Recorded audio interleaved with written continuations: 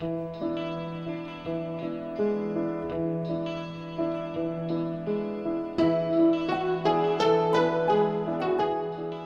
à tous, bonjour à toutes, bienvenue pour cette nouvelle émission Chemin de Traverse, ici en Vendée avec Armand Bérard. Armand Bérard, bonjour. Bonjour. Armand Bérard, vous êtes vendéen d'adoption, enseignant et doctorant en histoire, passionné de littérature depuis l'enfance et bénévole au Puy du Fou depuis maintenant 15 ans. Vous avez publié en 2016, à 22 ans, le premier tome d'une saga historique, le roman de la Durbelière, un hommage aux ruines romantiques de la demeure natale du généralissime Henri de la Roche-Jacquelin et aux lieux des guerres de Vendée. S'en suivront 3 autres tomes aux éditions Le Lys et le Lin, une maison d'édition que vous avez contribué à créer. Vous avez animé également Enquête d'histoire sur RCF Vendée, on les salue, qui vous permet de faire partager votre passion des livres. Merci de nous recevoir, moi et l'auditeur, pour parler de votre dernier livre, Auguste le Balafré, une biographie du général Auguste de la Roche-Jacquelin, paru en août 2020 aux éditions Le Lys et le Lin. Armand Bérard, c'est une belle biographie que vous nous livrez là. Elle résume toute une longue vie, près de 80 ans, d'un militaire vendéen qui aurait pu rester à l'ombre de ses 2 illustres frères.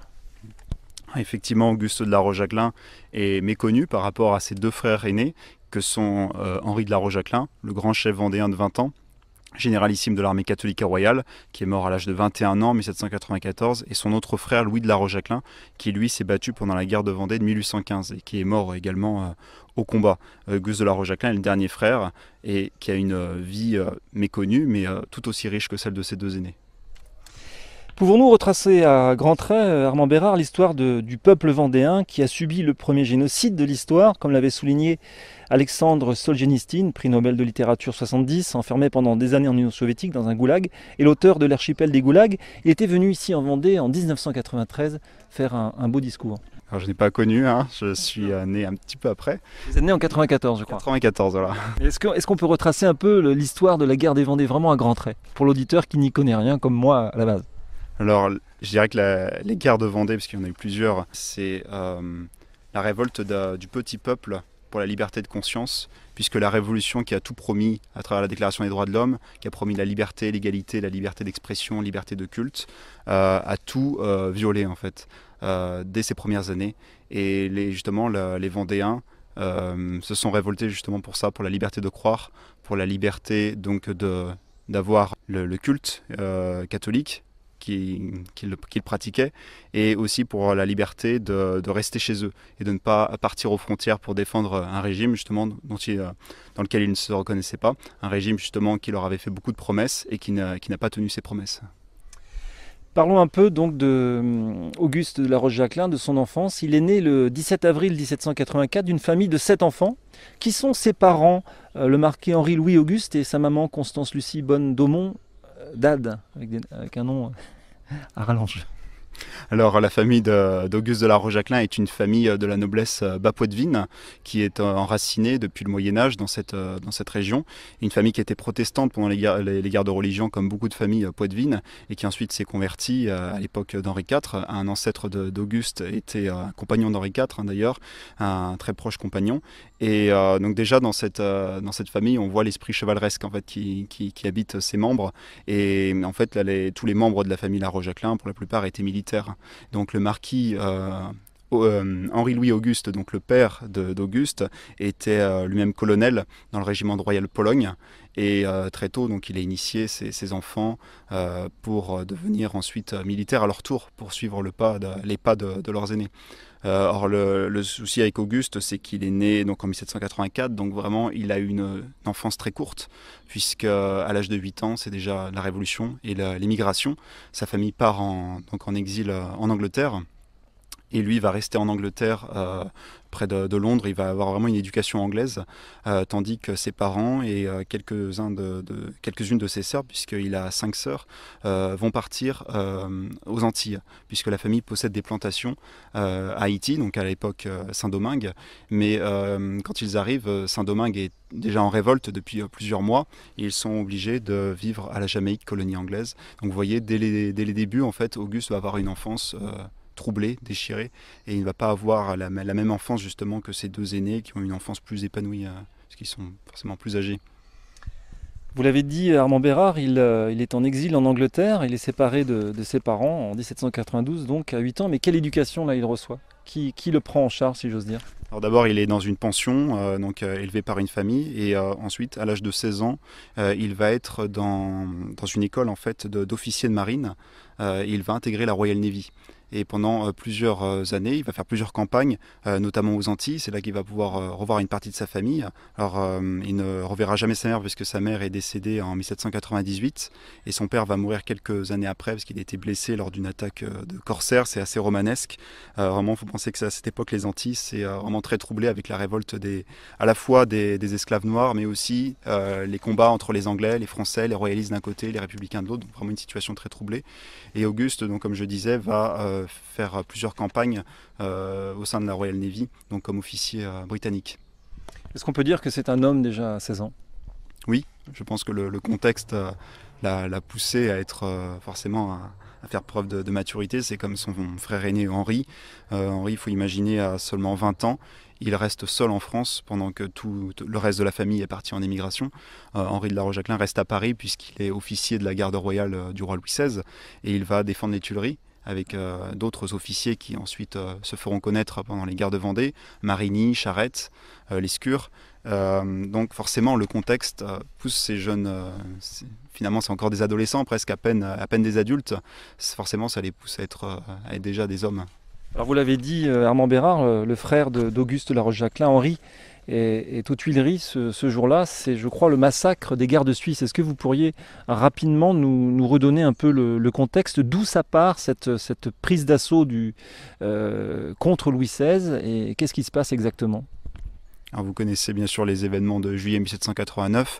Le roi a essayé de composer justement avec les révolutionnaires, mais très vite il s'est rendu compte qu'il était prisonnier de cette révolution à partir du moment où la cour quitte Versailles, la famille royale quitte Versailles pour s'installer aux Tuileries à Paris, donc en octobre 1789, et pendant presque 3 ans, donc la famille royale est prisonnier justement des révolutionnaires. En 1791, Louis XVI a tenté non pas de fuir à l'étranger comme on le dit souvent, mais de s'enfermer dans la place forte de Montmédy, en Lorraine où il avait des troupes fidèles. Malheureusement, l'aventure s'est terminée pour lui donc à Varennes, où il a été reconnu et capturé, et ensuite ramené à Paris.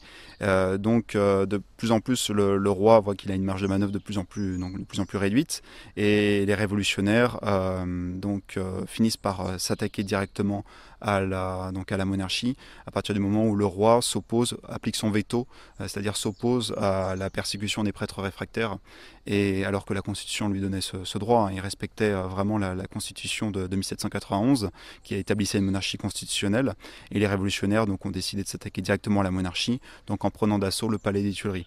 Alors le palais était faiblement défendu, il y avait surtout des gardes suisses qui étaient présents, mais il y avait des gardes nationaux qui ont fait défection, parce que la propagande révolutionnaire agissante donc avait fait qu'une grande partie des troupes étaient parties, mais en plus des gardes suisses, il y avait des gentilshommes volontaires qui étaient venus prêter leur épée justement pour défendre le roi. Donc je citais tout à l'heure Charette, Lescure, Marigny, et donc la Rochejacquelin avait combattu à leur côté, puisque la Rochejacquelin donc était officier dans la garde royale.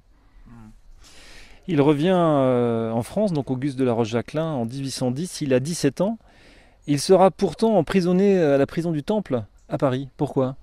Parce qu'il revenait d'émigration, et c'est au moment justement où beaucoup d'immigrés reviennent, et en 1802, Napoléon, donc, qui est à l'époque premier consul, Bonaparte fait une loi d'amnistie pour les immigrés, justement parce que les immigrés commencent à revenir en France. Il y a eu le Concordat en 1801 qui rétablit la religion catholique, non pas comme religion officielle, mais comme religion de la majorité des Français, mais en tout cas il y a plus de persécution contre les catholiques. Donc Napoléon essaie de recoudre les plaies de la Révolution, donc justement en permettant aux nobles de revenir et en permettant aux catholiques de pratiquer leur culte. Mais effectivement, Auguste a été emprisonné quelque temps, mais il est très vite libéré, et il va en fait à partir de là vivre une vie de gentilhomme poitevin retiré sur ses terres pour le moment. Armand Bérard, on va écouter une première pause musicale. Vous avez le choix, on a le temps aussi dans cette émission d'écouter tout style de musique, du rock à la musique classique. On évitera le heavy metal cependant. Qu'est-ce que vous choisissez, disons? Alors je vais choisir une musique classique que j'aime beaucoup, c'est les Canons de Pachelbel.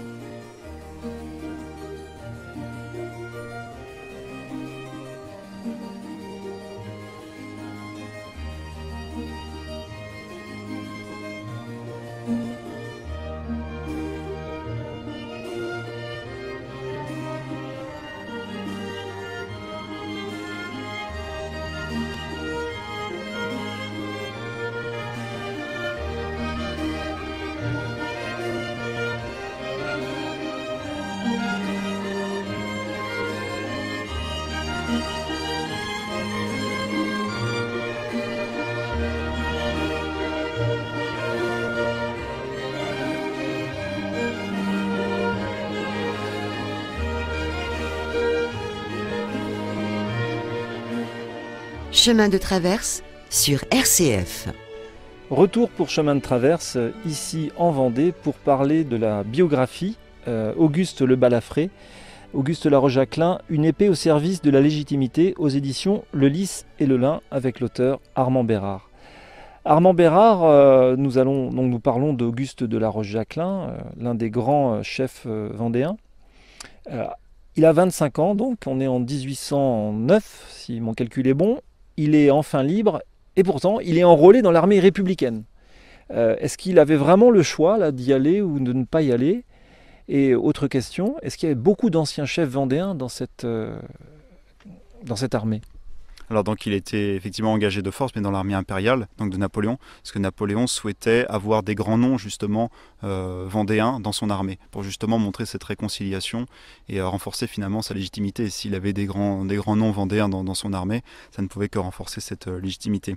Et dans un premier temps, c'est Louis de La Rochajclin, le frère aîné d'Auguste, qui devait rejoindre l'armée impériale. Il a refusé, en prétextant qu'il avait une santé défaillante et qu'il avait 8 enfants à s'occuper.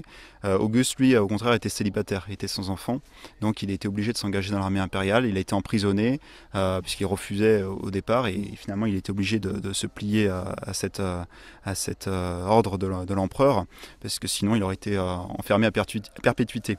Et donc il rejoint le régiment de carabiniers de la garde impériale comme officier.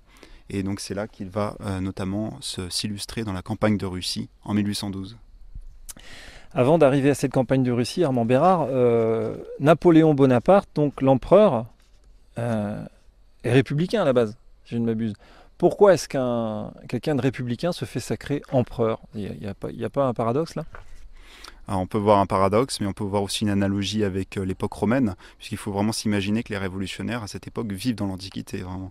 On voit aussi déjà pendant la Terreur, on prend des noms de l'Antiquité pour justement déchristianiser, dans cette dynamique de déchristianisation. Et finalement, déjà même Robespierre le prédisait, hein, que le fait d'être en guerre contre toute l'Europe, les victoires remportées porteront au pouvoir un général au bout d'un moment. Et finalement, donc, c'est ce qui est arrivé avec le général Bonaparte. Ça aurait pu être un autre général, hein. Il y avait d'autres généraux qui avaient aussi des ambitions, qui n'ont pas réussi à percer. Et il se trouve que c'est Bonaparte qui a pu percer à travers ses victoires en Italie, ensuite en Égypte. Donc il a profité de la situation, justement de l'anarchie, pour justement rétablir l'ordre. Et c'est ce que demandaient les Français. Finalement, il faut s'imaginer qu'il y a eu 10 années de guerre civile. La France a été vraiment saignée. Et je pense que la majorité des Français à cette époque aspiraient au retour à la paix et à l'ordre. Est-ce qu'on peut dire que Napoléon Bonaparte était le Jules César de l'Antiquité romaine finalement? Oui, on peut dire ça. C'est vrai que donc Jules César n'a pas réussi à aller jusqu'au bout puisqu'il a été assassiné, il n'a pas pu être empereur, il était seulement consul, et c'est ensuite son neveu, Octave, qui deviendra empereur sous le nom d'Auguste, mais finalement Napoléon, lui, il a réussi à aller jusqu'au bout. Mais c'est vrai qu'on peut voir une analogie vraiment entre Auguste et Napoléon, puisque Auguste, lui, a gardé la forme républicaine des institutions, il les a petit à petit vidées de leur sens pour devenir ensuite empereur, et finalement Napoléon a fait un petit peu la même chose. Ça s'est fait vraiment progressivement puisqu'il est devenu premier consul après son coup d'État en 1799, il est devenu ensuite consul à vie en 1802 et 2 années après il devient empereur. Mais ce qui paraît étrange de nos jours, c'est que pour les contemporains, l'Empire et la République, c'était pas forcément des choses contradictoires. Sur les pièces de monnaie notamment, on voit quelques années après le sacre de Napoléon, on voit écrit Napoléon, empereur de la République française. Donc, et c'est petit à petit que le terme République disparaîtra et que vraiment on est dans un empire. Armand Bérard, comment est vu Napoléon dans le peuple français? Je ne parle pas de l'élite, mais je parle du peuple, des paysans majoritairement. On dit que c'est l'usurpateur. Est-ce que Napoléon est vu comme ça parmi le peuple? Alors, ça dépend des populations, bien sûr. Il y a des populations qui restent farouchement catholiques et royalistes. Mais dans le cas de la Vendée, donc, je connais plus. C'est vrai qu'il y a d'autres régions qui sont restées plus farouchement hostiles à Napoléon, hein, comme la Provence. Mais la Vendée, finalement, s'est accommodée de Napoléon. Même s'il y avait toujours donc, des chefs qui essayaient de maintenir cet esprit royaliste, la Vendée était fatiguée forcément par les guerres civiles, par le génocide qu'elle a subi, et ce qui comptait avant tout pour les Vendéens, c'était le rétablissement de la liberté de culte. Et donc c'est ce qu'il y a eu à partir de 1801 avec le Concordat. Donc finalement les Vendéens se sont plutôt bien accommodés de l'Empire, notamment en 1808 Napoléon vient visiter la Vendée. Il vient visiter la ville de La Roche-sur-Yon qu'il a contribué à créer, en tout cas à élever en préfecture, et il reçoit un bon accueil des Vendéens. Donc finalement, on peut dire que les Vendéens, dans un premier temps, s'accommodent de Napoléon. La situation va un petit peu changer en 1815. Donc les guerres de Vendée, il y en a eu plusieurs, disiez-vous, c'est avant tout, enfin la première guerre de Vendée, c'est avant tout une guerre de religion finalement. C'est les Vendéens, le peuple, les paysans défendent leur religion catholique. C'est d'abord une insurrection catholique avant d'être royaliste. Bien sûr, les deux vont de pair à cette époque, mais ce qui pousse les Vendéens à se révolter, c'est le fait qu'on persécute les prêtres, leurs bons prêtres comme ils les appellent, depuis 1790. En 1790, l'Assemblée, à l'époque révolutionnaire, la constituante, donc promulgue la constitution civile du clergé, c'est-à-dire que les prêtres doivent prêter serment au pouvoir en place. Et dans un premier temps, un certain nombre de prêtres et d'évêques prêtent serment, mais en 1791, le pape de l'époque, Pie VI, se prononce contre cette constitution civile du clergé, qu'il considère comme schismatique. Donc beaucoup de prêtres et d'évêques vont se rétracter, et il va y avoir vraiment une scission dans le clergé français, entre d'un côté les réfractaires, ceux qui refusent la constitution civile du clergé, et les jureurs, ceux qui donc, ont prêté serment. Et donc en Vendée, notamment, la plupart des membres du clergé sont réfractaires. Et c'est ces réfractaires que les paysans continuent de suivre. Et c'est vraiment l'élément déclencheur des guerres de Vendée. Après, il y a d'autres éléments. Il y a la conscription en 1793. La République a besoin d'hommes pour défendre les frontières contre les coalisés, puisque la France a déclaré la guerre à l'ensemble des monarchies européennes. On dit souvent que c'est les monarchies qui ont voulu écraser la Révolution. C'est l'inverse, hein, c'est la Révolution qui a voulu s'exporter à travers l'Europe pour imposer son modèle. Et donc elle a déclaré la guerre à l'Autriche, à l'Angleterre, à l'Espagne, vraiment pour s'étendre au reste de l'Europe. Et donc la République avait besoin d'hommes, et le 24 février 1793, il y a une conscription demandant... 300 000 hommes, je crois, non ? C'est ça, 300 000 hommes, demandant la levée en masse de 300 000 hommes. Et les Vendéens ont refusé cette conscription, déjà parce qu'ils n'allaient pas défendre un régime qui a persécuté leurs prêtres, qui a guillotiné leur roi quelques semaines auparavant, et aussi parce qu'il y a aussi des raisons, je dirais plus, on va dire, sociales et économiques. Il y a le fait que la bourgeoisie était exemptée de cette conscription. La bourgeoisie avait les moyens de se payer un remplaçant. Ce qu'on appelait se payer un remplaçant, c'était d'envoyer quelqu'un d'autre à sa place au front. Donc c'est-à-dire que c'est les paysans donc, qui devaient rester pour le travail des champs, qui devaient partir. Donc forcément, vous imaginez bien que la colère était grande, et donc quand il y a eu cette levée en masse, en mars 1793, on a l'insurrection en Vendée. Alors il faut bien clarifier les choses, quand on parle de Vendée, ce n'est pas la Vendée actuelle, le département Vendée.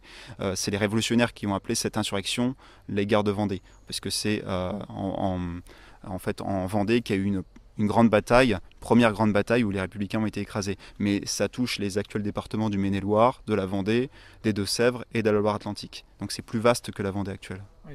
Justement, Armand Bérard, pour les auditeurs qui ne s'y connaissent pas, et pour moi le premier d'ailleurs, vous l'avez dit, il y a les Vendéens, donc ça s'étend à tous ces départements, et les Chouans.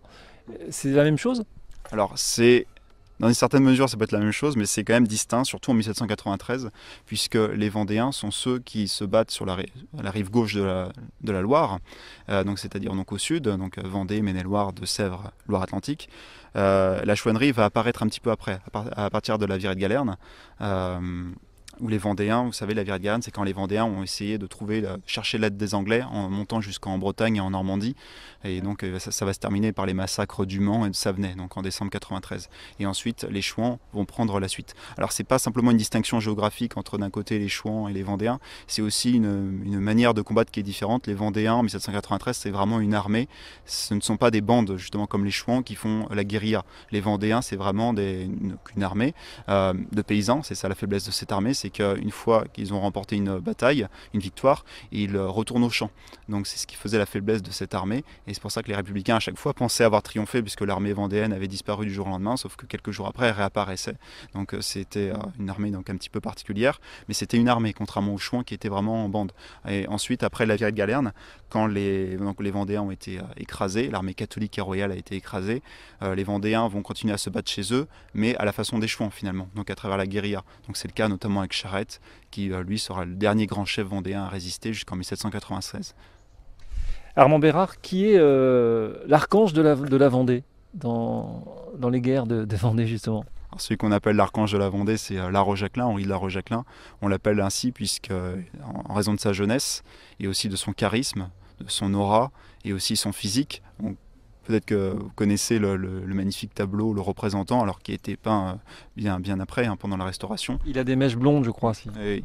Donc il a vraiment un physique particulier et il était visiblement assez ressemblant par rapport au vrai personnage, puisque c'est la marquise de La Rochajclin qui a supervisé finalement la réalisation de cette œuvre. La marquise de La Rochajclin, elle est connue puisque c'est elle qui va rédiger des mémoires après les guerres de Vendée qui vont contribuer à faire connaître cet épisode, non seulement en France mais aussi à travers l'Europe, à travers les cours souveraines d'Europe.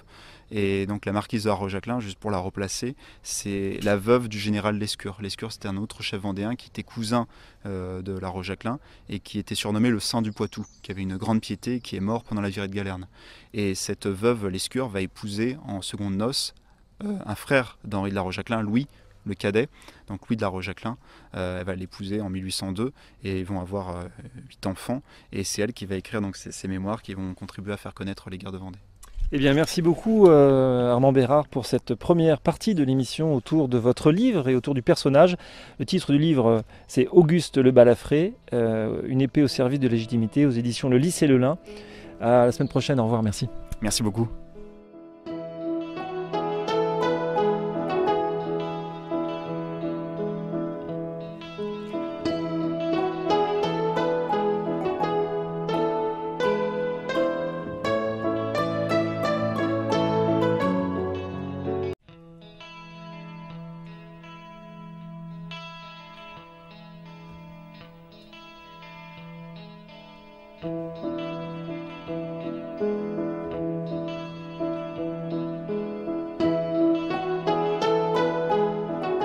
Bienvenue pour cette deuxième partie de Chemin de Traverse, ici en Vendée avec Armand Bérard. Je rappelle que vous êtes vendéen d'adoption, enseignant et doctorant en histoire, passionné de littérature depuis l'enfance et bénévole au Puy du Fou pendant une quinzaine d'années. Vous avez publié en 2016, à l'âge de 22 ans, le premier tome d'une saga historique, le roman de la Durbelière, un hommage aux ruines romantiques du château du généralissime Henri de La Rochajclin et au lieu des guerres de Vendée. S'en suivront 3 autres tomes aux éditions Le Lys et le Lin, une maison d'édition que vous avez créée. Vous avez animé également aussi une émission sur RCF Vendée que nous saluons. Cette émission, c'est Enquête d'histoire qui permet de faire partager votre passion des livres. Merci de nous recevoir, moi et l'auditeur, pour parler de votre dernier livre, Auguste le Balafré, une biographie du général Auguste La Rochajclin, paru en 2020 aux éditions Le Lys et le Lin. Alors on va prendre la couverture, tenez, Armand Bérard, cette belle couverture avec le portrait de Auguste de La Rochajclin, le balafré. Effectivement, peut-être si on fait attention, on voit une balafre qui part du nez jusqu'au menton, non ? Effectivement. Alors, vous disiez dans la première émission qu'on était arrivé en 1812. Il fait partie de la grande armée de Napoléon qui pousse jusqu'à Moscou avec 650 000 hommes, je crois. Rappelez-nous un peu, et c'est là qu'il reçoit en fait lors d'une bataille bien connue cette balafre. Racontez-nous un peu le contexte de cette grande expédition vers Moscou et la Bérésina qui s'en suivra. Donc la campagne de Russie en 1812 intervient au moment où l'empire de Napoléon est à son apogée. Napoléon a réussi à imposer donc son autorité sur l'ensemble du continent européen, à l'exception de l'Angleterre. Et pour isoler cette Angleterre, donc qui tient tête à Napoléon, Napoléon a voulu l'isoler avec le blocus continental, donc pour essayer d'asphyxier le commerce britannique. Ça n'a pas marché. Il y a plusieurs points d'entrée, de nombreux points d'entrée du commerce britannique sur le continent. Et il y a notamment la Russie qui va continuer à faire commerce avec l'Angleterre. Et Napoléon donc avait déjà des différends avec le tsar Alexandre, donc qui gouvernait la Russie. Il avait déjà des différends sur la question de la Pologne. Et donc le fait que le tsar continue à commercer avec les Britanniques, c'était une des principales raisons en fait, qui a poussé Napoléon en 1812 à vouloir punir la Russie, mais en envisageant de faire une campagne rapide, comme Hitler ensuite en 1941. Et donc, bien sûr, au départ, les Français l'emportent, ils réussissent à avancer puisque l'armée russe, en fait, évite le contact, évite les combats. Elle recule pour laisser l'armée française, la grande armée. Alors, c'était pas seulement des Français, parce qu'il y avait c'était une armée européenne, vraiment qui combattait sous l'uniforme français. Les Russes vont laisser les Français s'enfoncer dans le territoire russe. Et il va y avoir une bataille majeure à la Moskova le 7 septembre 1812. Donc, comme vous l'avez dit, Auguste va combattre lors de cette bataille qui était vraiment très sanglante. Et il va avoir une blessure, un coup de sabre au visage qui va lui laisser une balafre. Alors, quand on voit les représentations, la balafre est effectivement, comme vous le disiez, assez discrète, puisque à cette époque, on évitait de montrer ce genre de détails, mais il avait bien une balafre, et c'est pour ça qu'il va garder ce surnom de Auguste le Balafré. Même ses paysans en Vendée le surnomment le général le Balafré. C'était quelque chose d'affectueux et aussi de très respectueux. Oui, enfin, Armand Bérard, vous dites une balafre, mais il a reçu quand même quelques coups de sabre à droite à gauche aussi également. Effectivement, il a été blessé, grièvement blessé. Il a failli être tué par les Cosaques. Et c'est un prince russe, le prince Damidov, qui l'a épargné, puisque lui-même avait été épargné par les Français quelques semaines auparavant. Et donc Auguste va être emmené en détention à Saratov, sur la Volga, pendant 2 ans. Et c'est au bout de ces 2 années, en 1814, qu'il va revenir en France. Et à ce moment-là, Napoléon a abdiqué une première fois, puisqu'il était vaincu. Après la retraite de Russie, parce qu'il faut replacer le contexte, Napoléon a pu s'emparer de Moscou, mais il y a eu un incendie gigantesque qui a ravagé la ville et Napoléon a été obligé de quitter Moscou. Et ensuite, l'armée va être harcelée par les Cosaques et c'est au moment où l'hiver russe s'installe. Donc l'armée française va être décimée, comme ensuite la Wehrmacht en 1941. De la même manière, on peut voir beaucoup de similitudes entre finalement Napoléon et Hitler pour la question de la Russie. Et les Français vont être décimés, ils vont traverser la Bérésina et donc très peu de Français vont revenir de cette expédition et de cette campagne. Et ensuite, les pays européens en profitent pour déclarer la guerre à la France. Les Français vont être battus en Allemagne et ensuite les alliés, donc les coalisés, les puissances coalisées vont envahir la France. Ça va être la campagne de France au bout de laquelle Napoléon va être obligé d'abdiquer. Louis XVIII arrive au pouvoir. Quand vous dites peu de Français reviendront, est-ce qu'on a une idée? Bon, vous dites, vous écrivez qu'il y en a eu 650 000 à partir et combien reviennent en fait en gros? Alors, j'ai pas les chiffres exacts sur les survivants de cette campagne de Russie, mais donc, très peu de Français vont revenir par rapport à l'effectif initial, puisque donc, il y a non seulement les morts, les blessés, ceux qui n'ont pas pu revenir en France, mais il y a aussi beaucoup de Français qui vont rester sur place, qui vont s'intégrer à la société russe, qui vont devenir précepteurs, un certain nombre dans ce cas, mais toujours est-il que les effectifs qui reviennent en France sont vraiment très faibles, puisque Napoléon va être obligé de faire appel à de nouvelles classes avec la conscription, et notamment ce qu'on appelle les Marie-Louise. Ce sont des jeunes volontaires qui vont combattre pour défendre la France contre les envahisseurs. Alors Armand Bérard, donc Auguste de la Roche-Jacquelin est emprisonné. Qu'est-ce qu'il fait? Est-ce qu'on a une idée de ce qu'il fait dans ce camp? Est-ce qu'il écrit toujours à sa famille? Alors, je n'ai pas retrouvé beaucoup de choses sur cette détention en Russie. Pour tout dire, je n'ai même rien trouvé. Peut-être y a-t-il des archives en Russie existantes. Je n'ai aucune idée s'il a pu continuer à correspondre avec sa famille. Cela me semble assez difficile vu le contexte, mais ce que je sais, donc, c'est qu'il a été libéré sur intervention de Louis XVIII, puisque effectivement avec son nom, il a pu être libéré. Mais bon, il a une détention qui était quand même qui était loin d'être cruelle, hein, rien à voir avec celle de la Grande Guerre patriotique de la Seconde Guerre mondiale. Non, il a pu être bien traité comme officier français, et donc c'est sur intervention de Louis XVIII qu'il a pu revenir en France en 1814, donc au moment de la Restauration, et il va intégrer le régiment de la garde royale, des grenadiers à cheval de la garde royale, avec son frère Louis qui était lui-même officier. Armand Bérard, il y a une longue liste de chefs vendéens dans votre livre, et puis on le sait, il y a Sapineau, d'Autichamp, Suzannet, Davout, Jacques Catelino, etc. Mais pourquoi est-ce que vous avez choisi ce personnage spécialement? Alors pourquoi ce personnage? Parce que j'ai toujours eu une grande admiration pour le personnage d'Henri de la Roche-Jacquelin. Je me suis toujours, depuis que je connais les guerres de Vendée depuis l'enfance, je me suis toujours passionné pour cette figure. Et c'est en m'intéressant à lui que j'ai découvert qu'il n'y avait pas seulement Henri, il y avait aussi toute une famille autour de lui, et notamment ses 2 frères, et Auguste, qui est le plus méconnu des 3, puisqu'on parle quand même de Louis par rapport à la guerre de Vendée de 1815, qui va intervenir au moment où Napoléon revient au pouvoir. Vous savez, pendant quelques mois, il va être en exil à l'île d'Elbe, et il va revenir, c'est ce qu'on appelle le vol de l'Aigle. Le 1er mars 1815, il débarque au golfe Juan, dans le sud de la France, et il va reprendre le pouvoir sans tirer un seul coup de feu. Donc Louis XVIII va être obligé de fuir. Mais en Vendée, on s'inquiète. d'une nouvelle persécution contre la religion. Et donc c'est pour ça qu'il va y avoir une nouvelle insurrection en mai 1815 qui va intervenir, mais qui n'a rien à voir avec celle de 1793, déjà au niveau des objectifs, mais aussi au niveau des effectifs. Bien sûr, c'est sans commune mesure. Il y a beaucoup moins de personnel engagé dans cette guerre de Vendée de 1815. Le Concordat, finalement, donc assure non pas le retour de la religion catholique, mais une certaine paix, en tout cas avec les catholiques. Comment vous jugez-vous ce Concordat, vous qui êtes historien et donc doctorant en histoire? Comment est-ce que vous jugez le moindre mal, finalement, non? Alors, comme je disais tout à l'heure, c'est vrai que l'objectif de Napoléon, c'était de ramener l'ordre, et c'était un personnage très pragmatique. Il disait lui-même qu'un prêtre, un curé valait 3 gendarmes, donc c'était aussi une manière de rétablir l'ordre, et c'est pour ça qu'il a voulu s'appuyer sur la religion pour construire son pouvoir, donc avec le Concordat, mais finalement il a rétabli la religion catholique, la liberté de culte, mais à ses conditions, puisque le Concordat, comme je disais, fait de la religion catholique la religion de la majorité des Français, donc ça a quand même une importance, c'est-à-dire qu'il y a d'autres religions qui peuvent exister en parallèle, et il a fait la même chose en fait avec les protestants et avec les juifs.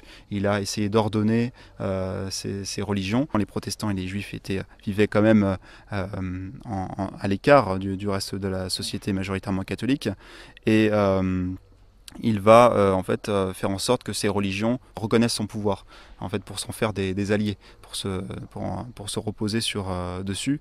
Et donc il a fait la même chose avec la religion catholique. Alors il faut savoir qu'il y a eu le Concordat en 1801 et l'année suivante, en 1802, il y a eu ce qu'on appelle les articles organiques. Ce sont des articles qui sont venus s'ajouter, mais qui ont été ajoutés unilatéralement par Napoléon, sans l'accord du pape. Et donc c'est pour ça qu'il va y avoir des frictions qui vont exister entre Napoléon et le pape. Et ces frictions vont aller jusqu'à l'invasion de Rome par les Français, par l'armée française. Il faut savoir que Rome va devenir un département français.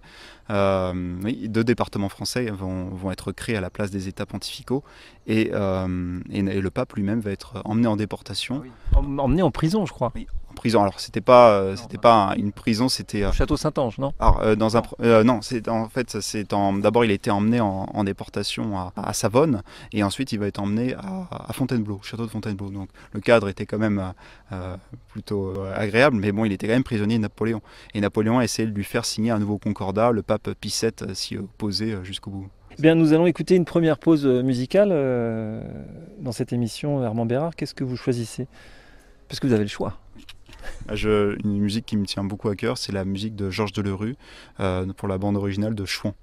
Le film de Philippe de Broca? Exactement, oui. Un magnifique film, même s'il y a une vision un petit peu Victor Hugo, mais au-delà de ça, c'est l'ambiance générale de ce film qui est vraiment magnifique. Avec Philippe Noiret et Sophie Marceau, tourné en 1988. À tout à l'heure.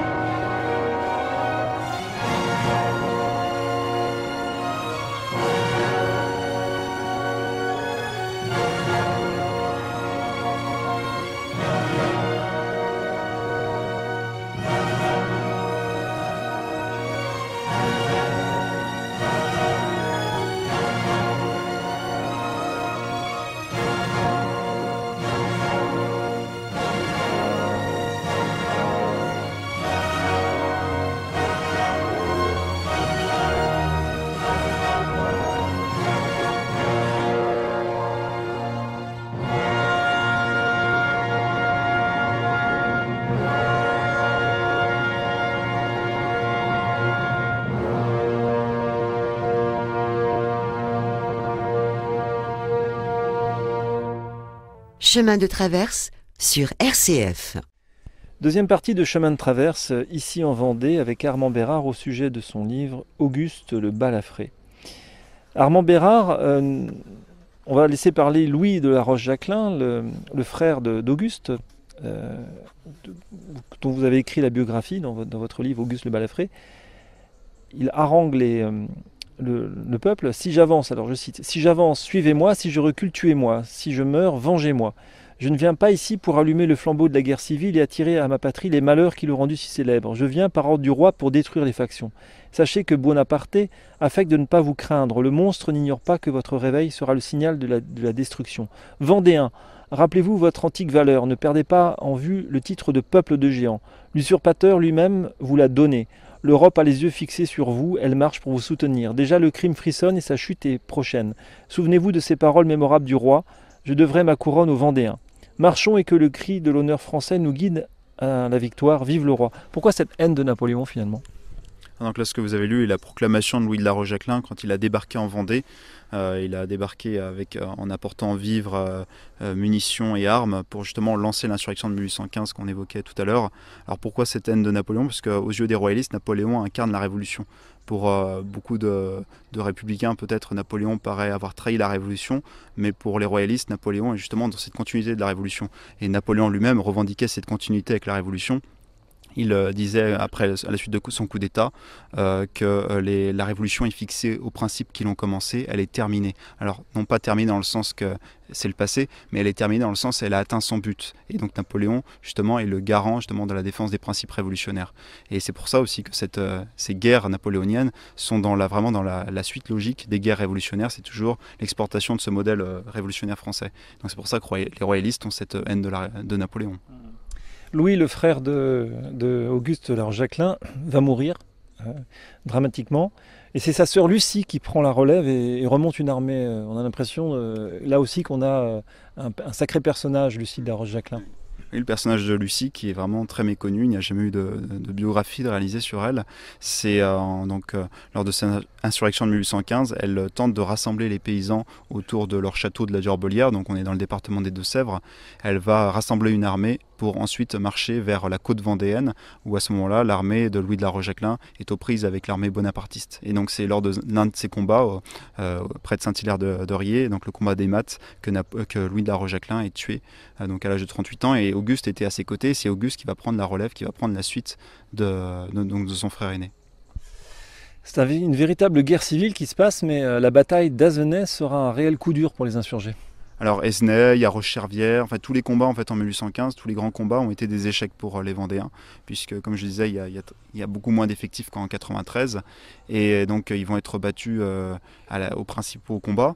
Mais en fait, ça va être une victoire finalement politique, puisque intervient quelques jours après Waterloo, et à ce moment-là, les Vendéens sont en train de négocier une paix avec les bonapartistes. Et là, vraiment, la nouvelle de Waterloo et de la deuxième abdication de Napoléon change complètement la donne, et c'est pour ça que finalement les Vendéens ont été victorieux sur le plan politique, mais militairement ils avaient été battus lors de cette insurrection de 1815.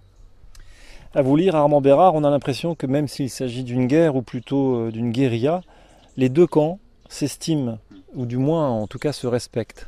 Là, c'est une grande différence par rapport à 1793. 1793, c'est vraiment une haine viscérale des révolutionnaires contre les Vendéens. On parle d'exterminer cette race rebelle. Il faut lire les discours de la Convention pour voir jusqu'où allait cette haine, de vouloir faire de la Vendée un cimetière national, peu importe qu'on soit royaliste ou républicain. Il fallait tout exterminer dans un périmètre bien défini. Donc on n'était pas exterminé pour ce qu'on allait faire si on était royaliste, mais pour vraiment ce qu'on était, le fait de vivre dans ce territoire qu'il fallait exterminer pour servir d'exemple au reste de la France où il y avait beaucoup d'autres insurrections. 1815, c'est complètement différent. Il y a une estime, comme vous l'avez dit, entre les officiers, et notamment après la signature de la paix entre bonapartistes et vendéens qui intervient à la Tessoile. On est le 28 juin, 26-28 juin sur 2 jours, quelques jours après l'abdication de Napoléon. Et il va y avoir des contacts qui vont être pris entre des officiers bonapartistes et royalistes, notamment Davout qui commande l'armée impériale qui est repliée à ce moment-là sur la Loire. Il faut s'imaginer que Paris a été prise par les Alliés. Il va y avoir des tractations entre officiers où ils se sont dit que si l'intégrité du territoire national venait à être menacée, Vendéens et bonapartistes combattraient ensemble sous le même drapeau pour défendre l'intégrité du territoire. Et ça, c'est vraiment quelque chose de très fort. Vraiment, on voit qu'ils arrivent à dépasser les clivages politiques pour justement se sentir avant tout français. Waterloo, donc, vous l'avez dit, en Belgique, signe la défaite de Napoléon. Pourtant, vous posez la question, que serait devenue cette bataille si les 25 000 soldats républicains n'avaient pas été déplacés dans l'ouest de la France ? Alors donc l'armée impériale, c'est vrai, avait laissé des troupes en Vendée. Alors je ne sais pas si ça aurait fondamentalement changé la donne si ces troupes avaient été à Waterloo, puisque de toute manière Napoléon aurait laissé des troupes dans l'ouest, déjà pour surveiller la Bretagne, la Vendée, mais aussi pour prévenir un éventuel débarquement britannique, qui n'était pas à exclure non plus. Donc de toute manière, il y aurait eu des troupes qui seraient restées dans cette région. Je ne pense pas que ça aurait changé la donne. Napoléon voulait envahir aussi la Grande-Bretagne, non ? Oui, il aurait voulu envahir la Grande-Bretagne, comme Hitler ensuite. À chaque fois, on voit que c'est l'Angleterre qui est un petit peu la pierre où viennent se briser le rêve des grands conquérants à chaque fois. Et Napoléon, effectivement, avait préparé un campement. Ça, c'était au début de son règne, en 1804. Il avait rassemblé son armée au camp de Boulogne, donc dans le nord de la France, pour se préparer à un débarquement en Angleterre. Sauf que les Anglais ont créé une coalition avec l'Autriche et la Prusse. Et donc l'armée austro-prussienne venant vers la France, Napoléon a été obligé de déplacer ses troupes. Et ensuite, il a vaincu donc, les Autrichiens à Austerlitz. Pour terminer cette deuxième partie, Armand Bérard, comment vous êtes né cette passion des guerres de Vendée, des chefs vendéens, puisque vous n'êtes pas de Vendée, je crois. Comment est-ce que c'est né ? Alors je ne suis pas le seul, hein. Je vois qu'il y a aussi beaucoup de gens qui s'intéressent aux guerres de Vendée. Il ne faut pas forcément être vendéen pour s'intéresser aux guerres de Vendée, Dieu merci. Mais ce que je remarque, c'est que ce qu'on appelle le mémoricide a été quand même assez présent en Vendée. Alors maintenant, quand même, on parle de plus en plus des guerres de Vendée, même s'il y a quand même une méconnaissance encore. On connaît les grands noms, mais on ne connaît pas vraiment l'histoire en elle-même.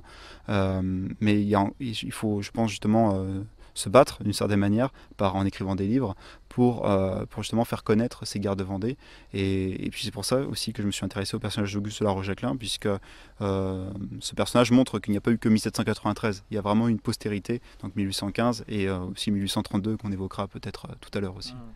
Vous parliez de génocide carrément. Est-ce qu'on peut utiliser ce mot ?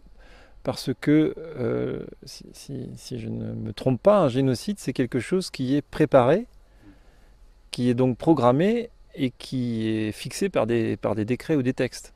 Est-ce qu'on peut dire actuellement que le génocide vendéen est reconnu par l'État ? Ah non, il n'est pas du tout reconnu. Il y a un vrai débat encore à l'heure actuelle entre les historiens. En fait, le clivage sur la question du génocide, c'est qu'il est anachronique. Le terme génocide est apparu en 1944, donc le terme génocide n'existait pas, mais peu importe finalement, parce que les faits étaient là. Il y a bien la volonté de la part de la Convention d'exterminer ce peuple. Il suffit de retrouver les décrets de l'époque, notamment le décret de Barère. Il y a 2 décrets, 1er août et 1er octobre 1793, qui appellent à exterminer le pays insurgé. Et il suffit aussi de lire les correspondances des officiers pour voir que ce projet est vraiment prémédité. Ce n'est pas, comme l'ont dit certains, des crimes de guerre. Ce n'est pas l'armée qui prend l'initiative de massacrer les Vendéens, ou ce n'est pas parce que l'armée était indisciplinée. L'armée applique strictement et consciencieusement les ordres de Paris, de la Convention. Eh bien écoutez, merci Armand Bérard pour cette deuxième partie autour de votre livre. Auguste le Balafré, Auguste de la Rochejacquelin, donc une épée au service de légitimité aux éditions Le Lys et le Lin. À la semaine prochaine, au revoir, merci. Merci.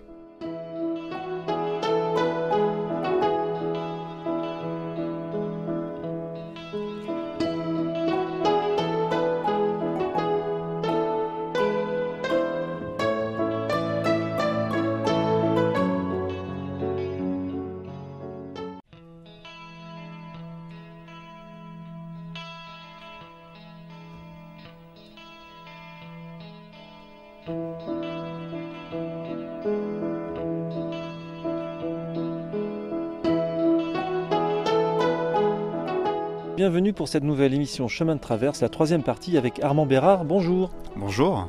Je rappelle que vous êtes vendéen d'adoption, enseignant et doctorant en histoire, passionné de littérature depuis l'enfance et bénévole au Puy du Fou pendant une quinzaine d'années. Vous avez publié en 2016, à l'âge de 22 ans, le premier tome d'une saga historique, le roman de la Durbelière, un hommage aux ruines romantiques du château du généralissime Henri de la Roche-Jacquelin et au lieu des guerres de Vendée. S'en suivront 3 autres tomes aux éditions Le Lys et le Lin, une maison d'édition que vous avez créée. Nous sommes ici pour parler donc de votre biographie Auguste Le Balafré aux éditions Le Lys et le Lin, paru en août 2020. Armand Bérard, l'échec répété des insurrections, est-ce qu'ils le prennent bien? Est-ce qu'il n'y a pas un effet justement du romantisme à l'époque incarné par Victor Hugo et Alfred de Vigny? Effectivement, au XIXe siècle, on est vraiment dans cet esprit romantique et avec les Vendéens également, puisque comme vous le disiez, il y a eu l'échec de 1815, même s'il y a eu bien sûr, c'était une victoire politique ensuite. Et il y a 1832, c'est la dernière guerre de Vendée qui est la plus méconnue, qui intervient avec la duchesse de Berry pour tenter de mettre sur le trône son fils, Henri, que ses partisans appellent Henri V, contre Louis-Philippe, qui est vu comme un usurpateur.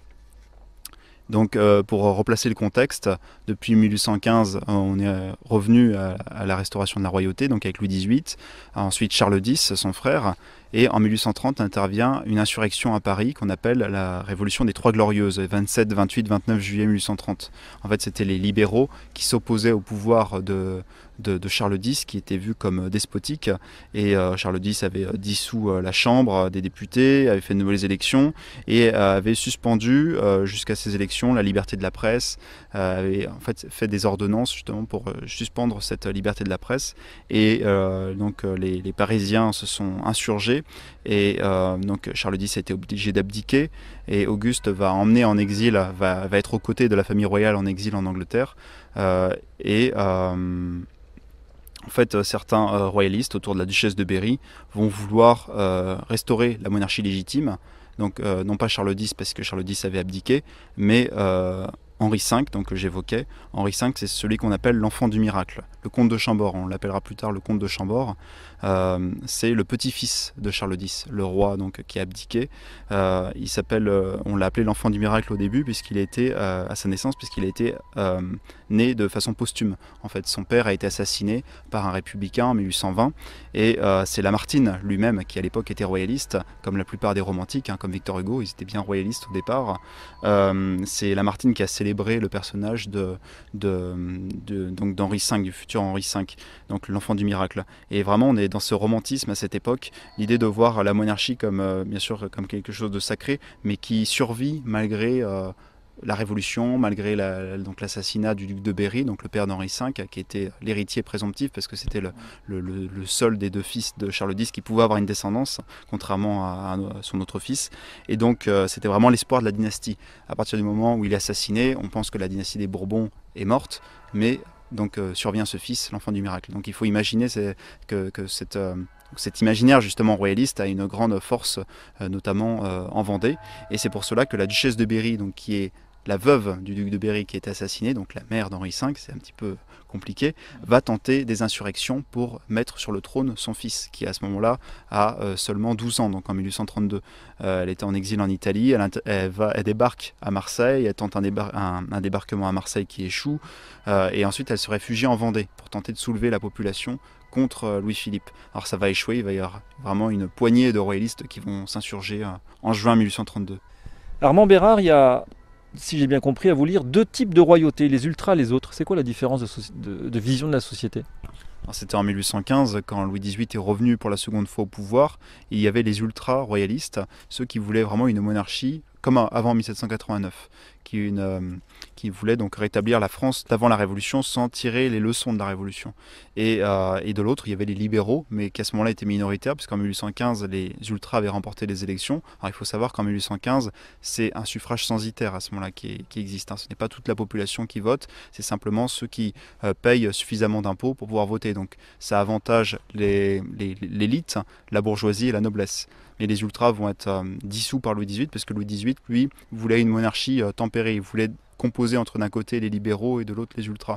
En fait, il voulait essayer de réconcilier les Français entre eux en n'imposant pas une monarchie qui, justement, aurait été vraiment contre-révolutionnaire finalement, puisqu'il a gardé un certain nombre de choses qui ont été créées par la Révolution et par Napoléon lui-même, hein, que ce soit les préfets.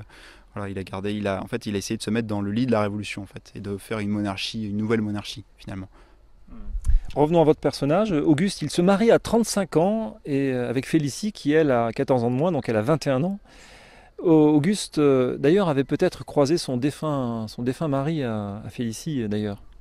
Alors, Félicie de Duras avait épousé en première noces le prince de la Trémoille, le prince de Talmont, qui était le fils du prince de Talmont qui avait combattu dans l'armée vendéenne et qui commandait la cavalerie vendéenne. Donc un jeune homme qui est mort à 28 ans, guillotiné à Laval. Donc une grande figure des gardes Vendée, même s'il est moins connu que La Roche-Jacquelin et les autres. Et donc à 17 ans, elle est déjà veuve et elle va épouser en seconde noces Auguste de La Roche-Jacquelin. Et donc c'est pour ça qu'elle va s'appeler Félicie de La Roche-Jacquelin. Et elle voit une grande admiration pour La Roche-Jacquelin déjà, parce qu'elle a découvert les gardes de Vendée à travers les mémoires de Madame de La Roche-Jacquelin qu'on évoquait tout à l'heure. Et elle va vraiment se prendre de passion pour cette histoire et elle veut revivre les gardes de Vendée. On parlait de romantisme tout à l'heure, elle incarne vraiment cet esprit romantique vendéen. Elle veut vivre la guerre civile. Il y a un historien qui avait écrit sur ce personnage, c'est Alain Gérard qui a écrit qu'elle vivait la guerre civile comme complément du bonheur. En fait, pour elle, une vie réussie, c'était une vie comme Henri de La Roche-Jacquelin, finalement, mourir dans la fleur de l'âge pour sa cause. Oui, et puis à lire la description de l'épouse d'Auguste par Sostène de la Rochefoucauld dans votre livre, page 130, c'est d'ailleurs assez émouvant. Je voulais lire cet extrait parce qu'on sent, Armand Bérard, que les femmes, à l'époque, c'était des sacrés personnages, elles avaient un rôle, et puis c'était vraiment des caractères. Alors je cite donc Sostène de la Rochefoucauld, qui décrit donc être bizarre, original, spirituel et presque fantastique, rempli de charme, séduisant, mobile, taille de nain, physionomie gracieuse, expressive et parfois dédaigneuse, regard perçant qui vous subjugue, parole qui vous entraîne, enthousiasme qui vous séduit, caractère inébranlable dans ses résolutions, esprit distrait qui écoute peu et répond toujours à sa pensée, cœur d'Amazone aussi intrépide au feu qu'à la poursuite d'un cerf, caractère d'homme avec toutes les grâces de la femme la plus séduisante, plus passionné que sensible, détestant la contrariété et ne comprenant pas qu'on puisse penser autrement qu'elle, cherchant peu à éclairer ceux qui sont dans l'erreur, ne s'abandonnant jamais à son opinion, vous écrasant d'un mot et sans donner l'air, calculant beaucoup, vive, impétueuse, enthousiaste, un peu exagérée, telle enfin vous m'avez apparu Félicie. Finalement, on peut dire que Lucie, c'est à la royauté ce qu'au lame de Gouges est à l'anarchie. Félicie, Félicie, c'est vrai elle incarne cet esprit romantique et qu'on retrouve aussi avec la duchesse de Berry qu'on évoquait tout à l'heure. Alors on peut faire, si on veut, une comparaison avec Olympe de Gouges, mais bon, d'un point de vue politique bien différent. Mais c'est vrai qu'au XIXe siècle, on constate qu'il y a une certaine lassitude chez les Vendéens, notamment chez les chefs vendéens, avec l'insurrection de 1832 qui a lamentablement échoué. Alors qu'au contraire, celles qui ont animé, cette insurrection a été animée vraiment par les femmes, par Félicie de La Roche-Jacquelin, son amie également Félicie de Fauveau, elles s'appellent toutes les deux Félicie, qui était une grande sculptrice et qui était un petit peu l'aide de camp de Félicie de La Roche-Jacquelin. Et elle a animé cette insurrection dans son château de Landebaudière à la Gobrotière près des Herbiers en Vendée. Et elle a vraiment été l'âme de cette insurrection. Et puis bien sûr la duchesse de Berry qui a été la tête pensante de cette insurrection. Elle a été obligée de se réfugier à Nantes après l'écrasement de l'insurrection. Elle s'y est cachée plusieurs mois et elle a été donc ensuite capturée, mais d'une façon assez rocambolesque, puisqu'elle était cachée avec quelques proches derrière une cheminée. En fait, il y avait un petit réduit et elle s'y est cachée, et en fait elle a été repérée à partir du moment où les soldats qui fouillaient la maison ont commencé à allumer un feu pour se chauffer, puisqu'on était au mois de novembre, donc il faisait froid, et c'est comme ça qu'elle a été obligée de sortir. Donc, voilà, on est vraiment dans un roman, et la vie d'Auguste de La Roche-Jacquelin, c'est vraiment un roman. Il y a un carnet de photographie dans votre livre d'ailleurs, avec les portraits. On voit Félicie de Fauveau là notamment. Elle sera peintre à Florence, je crois aussi. Alors elle a commencé comme peintre, mais elle va être sculptrice. Elle va être vraiment connue comme sculptrice. Oui. La duchesse du Berry, elle est aussi dans votre livre, hein, dans le portfolio. Elle est jolie, ma parole. Et donc c'était la mère d'Henri V, donc l'épouse du duc de Berry, qui a été assassinée donc en 1820. Et si on écoutait une pause musicale, est-ce que vous avez une idée comme ça? Au Débeauté, Armand Bérard, à la Chouane. Une musique que j'aime beaucoup, qui est assez tragique, c'est la 7e symphonie de Beethoven, le 2e mouvement.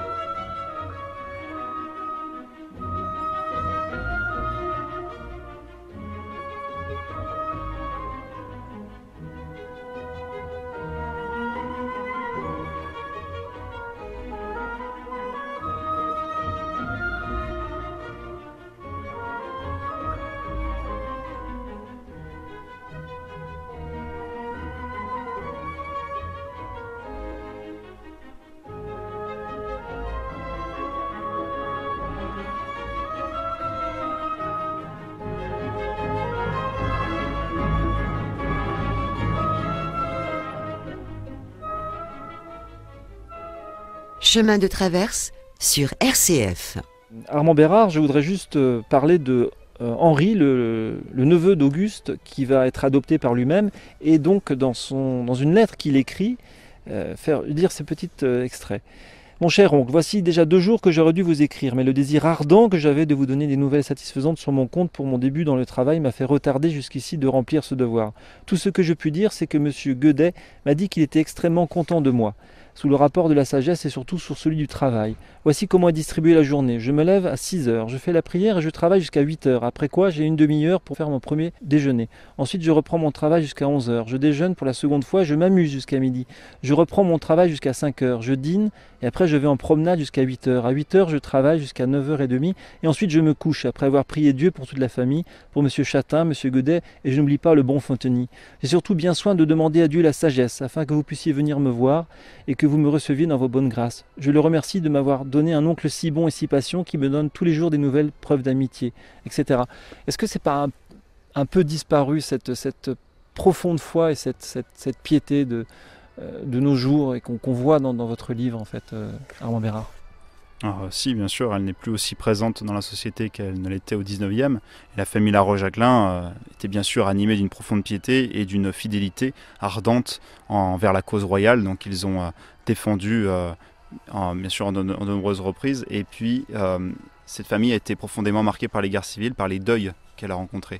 Henri de Laroche-Jacquelin, bien sûr, en 1794, Louis, qu'on a évoqué tout à l'heure, en 1815. Donc tout ça crée un poids, en fait, dans cette famille. Et vous disiez tout à l'heure, en parlant du romantisme, cette famille va finalement s'enfermer, finalement, dans ce passé idéalisé. Et Henri, donc le jeune Henri que vous avez évoqué là tout à l'heure, incarne un renouveau dans cette famille. Et ce personnage est vraiment passionnant pour plusieurs raisons. Armand Bérard, l'insurrection royaliste ne prend plus en France en fait. Alors Auguste, il part en Espagne. Qu'est-ce qui se passe là-bas? Alors Auguste, il anime finalement ce que certains historiens ont appelé l'internationale blanche, c'est-à-dire défendre dans d'autres pays la cause royale, là où on ne peut plus la défendre en France, puisqu'à partir du moment où Louis-Philippe a triomphé, donc en écrasant l'insurrection vendéenne en 1832, des royalistes vont se sentir, qui sont avant tout des militaires, vont prêter leur épée, vont se battre pour d'autres souverains, pour défendre la légitimité en fait. Et ça va être le cas au Portugal, donc où ils vont défendre un prétendant à la couronne portugaise, Dom Miguel, qui est aux prises avec son frère Dom Pedro. Et donc c'est un conflit assez compliqué et qui ensanglante le pays. Et un certain nombre de volontaires royalistes vendéens, il n'y a pas que des Vendéens, mais un grand nombre de Vendéens, vont partir là-bas pour défendre Dom Miguel. Et notamment avec le général de Bourmont, qui est en fait celui qui commandait l'armée royale sous Charles X et qui s'était illustré lors de la prise d'Alger, donc qui avait conquis Alger sur les Barbaresques. Et Auguste donc va combattre plusieurs mois là-bas et il va revenir, puisqu'il y a eu des dissensions, il est reparti avec une partie des volontaires et ensuite une partie de ces volontaires vont combattre en Espagne, vous évoquiez tout à l'heure, ce qui est à ce moment-là ce qu'on appelle les guerres carlistes, c'est-à-dire qu'aussi bien en Espagne ou au Portugal comme en France, on a d'un côté les libéraux, ceux qui veulent une monarchie rénovée en prenant exemple sur la Révolution française, et de l'autre ceux qu'on a appelé les absolutistes, ceux qui sont restés dans un modèle d'avant la Révolution française. À l'époque aussi, on conteste la légitimité de Louis XVIII, et pourtant un simple paysan affirme avoir eu des révélations et va même décrocher un entretien avec le roi. Pourquoi et comment? Alors ça, cet épisode est celui de Thomas Martin du village de Galardon. C'est un paysan qui dit avoir vu en apparition l'archange Saint Gabriel qui lui serait apparu dans ses champs pendant qu'il était en train de travailler au champ. Donc l'archange Gabriel lui aurait dit, Saint Gabriel lui aurait dit que Louis XVIII n'était pas le souverain légitime pour la France. Et donc vous savez, il y a toute une mouvance qui considère que Louis XVII a survécu à la prison du Temple, qu'il n'est pas mort au Temple. C'est ceux qu'on appelle les survivantistes. Alors il va y avoir beaucoup pendant la Restauration de prétendants, de personnes qui vont se prétendre être Louis XVII. Et l'un des plus connus est Naundorf, un prétendant qui a eu beaucoup d'émules, enfin beaucoup de partisans, et notamment Thomas Martin, qui finira par considérer Naundorf comme le légitime souverain, le légitime Louis XVII. Et donc Thomas Martin a eu ces révélations et par l'entremise du duc de Montmorency a pu avoir un entretien avec Louis XVIII. Et en fait, on ne sait pas vraiment ce qu'ils se sont dit, mais le paysan, qui est un simple paysan des environs de Chartres, donc le village de Galardon, a pu avoir un entretien avec Louis XVIII. Donc on n'a pas d'entretien, de compte-rendu direct de cet entretien, mais on pense que Thomas Martin aurait fait une révélation qui a particulièrement touché Louis XVIII, à savoir que Louis XVIII aurait tenté, avant la Révolution, puisque vous savez qu'il était assez frivole, et il animait finalement une opposition contre son frère Louis XVI, il aurait tenté, lors d'une partie de chasse, d'assassiner son frère. Ça a échoué, mais donc quand Louis XVIII a entendu ces paroles, il se serait effondré en larmes. Alors je parle au conditionnel parce qu'on n'en est pas vraiment sûr, c'est des comptes rendus qu'on a mais par d'autres personnes. Et donc Thomas Martin finalement a animé ce courant survivantiste. Et pour revenir à Auguste de la Roche-Jacquelin était persuadé en son fort intérieur que Louis XVII a survécu à la prison du Temple. Et c'est ça qui est assez particulier chez lui, c'est qu'il est fidèle à la fois à Louis XVIII et à Charles X, puisque c'est un militaire, il accompagne ensuite Charles X en exil, mais au fond de lui, il pense que Louis XVII a survécu. Et il finira aussi par considérer Naundorf comme le véritable Louis XVII. Qu'est-ce que vous en pensez, vous ? Alors il est vraiment difficile de se faire une idée sur cette question de Louis XVII, puisqu'il y a énormément de choses contradictoires, et il y a toujours une part d'ombre et d'énigme autour de Louis XVII. Alors même encore de nos jours, il y a des personnes qui considèrent que Louis XVII a survécu. Malgré l'analyse qui a été faite du cœur de Louis XVII en l'an 2000, il y a encore des personnes qui considèrent que Louis XVII n'est pas mort et que Naundorf, mais il y a d'autres prétendants, hein, mais que la plupart quand même des survivantistes considèrent que Naundorf est le véritable prétendant. Alors moi j'ai pas vraiment d'avis là-dessus, j'essaie de voir les choses en historien, de manière froide et scientifique dans la mesure du possible, mais je n'ai pas d'avis tranché sur la question. Mais sa sœur, donc la sœur de Louis XVII, la duchesse d'Angoulême, elle a varié. Au début, dans votre livre, on lit qu'elle finalement elle pensait que son frère était vraiment mort au Temple, et puis finalement, à la fin de sa vie, sur son lit de mort, elle aurait révélé effectivement à Auguste de la Roche-Jacquelin que Louis XVII ne serait pas mort au Temple. Alors le problème, c'est que j'ai retrouvé des sources assez contradictoires, et c'est toujours de seconde main. En fait, donc il est toujours très difficile de se faire vraiment une idée sur ce dossier Louis XVII qui continue d'une certaine manière à être une énigme. Merci. Écoutez Armand Bérat pour cette partie sur Auguste le Balafré, votre roman, enfin non, c'est votre biographie, parce que c'est pas un roman, c'est plutôt une biographie qui n'est pas du tout romancée, d'ailleurs aux éditions Le Lys et le Lin. C'est une maison d'édition que vous avez créée, je crois, mais et vous publiez en fait plusieurs auteurs. Alors, j'avais créé cette maison d'édition au départ pour publier mes livres. En fait, j'avais donc écrit une série de romans, le roman de la Gerbelière. Et ensuite, j'ai publié un auteur que je connaissais. J'en ai publié un deuxième. Et petit à petit, le bouche à oreille a fait que on m'a proposé un certain nombre de manuscrits. Donc, j'ai développé cette activité en parallèle de ma profession, donc, qui est celle d'enseignant. Et donc, j'ai à ce jour une dizaine d'auteurs que j'ai publiés. Et puis, donc, de nombreux projets pour les mois et années à venir. Vous pourriez nous en dire quelques mots ? Alors donc jusqu'à présent c'était des ouvrages qui traitaient plutôt des guerres de Vendée, de l'histoire des guerres de Vendée, mais justement je souhaitais aussi élargir la ligne éditoriale. J'ai édité là, il y a quelques semaines un livre d'une jeune auteure, Clotilde Colette, qui a écrit un très beau roman sur les croisades qui s'appelle Le Chant du Cygne, qui est le premier tome d'une série de 3 tomes, donc ce sera une trilogie. Et donc c'est une jeune auteure de 22 ans qui a vraiment écrit un très beau roman, et je trouve encourageant justement de voir qu'il y a de jeunes auteurs, de ne pas se sentir seul finalement, de voir qu'il y a d'autres auteurs qui veulent justement défendre cette histoire à travers le roman. et je trouve que c'est complémentaire, le roman et le livre d'histoire, puisque donc Auguste Le Balafré, comme vous le disiez, est une biographie historique, mais je trouve que ça touche deux publics différents et ça se complète finalement. Mais vous aussi, non, vous devez avoir 27 ans, non, Armand Bérard? Oui, j'ai 27 ans. Oui. Je rappelle le titre de votre livre, Auguste Le Balafré, un livre passionnant donc sur ce chef vendéen aux éditions Le Lys et le Lin. À bientôt, au revoir. Au revoir, merci.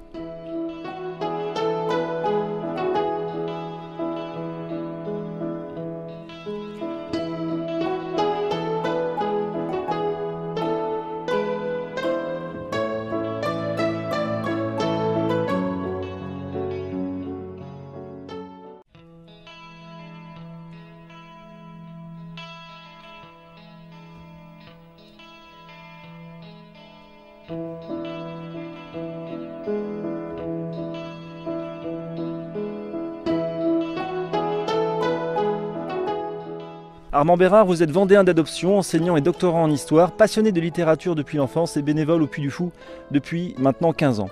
Vous avez publié en 2016, à 22 ans, le premier tome d'une saga historique, le roman de la Durbelière, un hommage aux ruines romantiques de la demeure natale du généralissime Henri de la Roche-Jacquelin et aux lieux des guerres de Vendée. S'en suivront 3 autres tomes aux éditions Le Lys et le Lin, une maison d'édition que vous avez contribué à créer. Dernière partie de notre série d'émissions autour de votre livre Auguste Le Balafré. Merci de nous recevoir, l'auditeur et moi, ici en Vendée. Petit bond dans le temps, donc on a dit, pour essayer d'y voir clair dans ces guerres de Vendée et puis ces régimes qui se succèdent, c'est compliqué cette période-là. On va essayer de clarifier un petit peu, si vous voulez bien, pour les auditeurs et pour moi-même. Des fois j'ai un peu de mal. Alors, il y a les Bourbons, il y a 2 branches, la branche aînée et la branche cadette, c'est-à-dire... Alors la branche aînée donc, est celle des Bourbons, donc, avec Louis XVIII, Charles X, et il y a la branche cadette, la branche des Bourbons-Orléans avec Louis-Philippe. C'est lui qui prendra le pouvoir en 1830 à la suite des Trois Glorieuses. Louis-Philippe, c'est pas lui qui a fomenté la Révolution française? Alors c'est son père, donc, qui était aussi qui était duc d'Orléans et qu'on a appelé le Philippe Égalité et qui a voté la mort du roi lors du procès de Louis XVI. Et puis c'est lui qui a envoyé les militaires au château des Tuileries, non? Pour massacrer la garde suisse, est-ce que c'est lui, Philippe Égalité, qui a envoyé les militaires pour assassiner son frère? Alors donc à ce moment-là, c'est au moment de la Convention, peu de temps après la prise des Tuileries, il a siégé avec les montagnards, c'est-à-dire qu'il était avec les révolutionnaires les plus exaltés, les plus radicaux, alors qu'il était duc d'Orléans. Mais il avait enlevé sa particule et donc c'est pour ça qu'il s'appelait Philippe Égalité. Malgré tout, les révolutionnaires ne lui pardonneront pas ses origines et il finira guillotiné pendant l'année 93. Est-ce qu'il était franc-maçon, Armand Bérard? Oui, il dirigeait le Grand Orient de France depuis 1773. Donc on peut considérer qu'il a eu quand même une grande influence dans la genèse de la Révolution française. Armand Bérard, je lis dans votre livre Auguste Le Balafré à propos des femmes qui jouent un rôle important dans cette histoire. On dit souvent que derrière un grand homme se cache une grande femme, mais là derrière des grands hommes se cachent des grandes femmes aussi. Page 213 de votre livre, dans cet élan romantique que constitue le soulèvement de 1832, les femmes ont joué un grand rôle, faisant pour l'historien Jean-Joël Bréjon meilleure figure que beaucoup d'hommes. Outre la duchesse du Berry et les 2 Félicie, on peut également citer l'exemple de Céline de la Robrie, assassinée par un soldat de Louis-Philippe, Élisabeth Le Chauve qui s'est ruinée pour Marie-Caroline, les sœurs de Guigny qui la cachèrent, ou encore Stylite de Kersabiec, l'une des amies intimes. Jean Charbonnet évoque à ce propos, donc je cite, « Les femmes ont été nombreuses à l'avant-garde de combat de la légitimité du XIXe siècle ». Est-ce qu'on pourrait citer d'autres femmes aussi, Armand Bérard, qui ont participé aux guerres? Aux guerres de Vendée.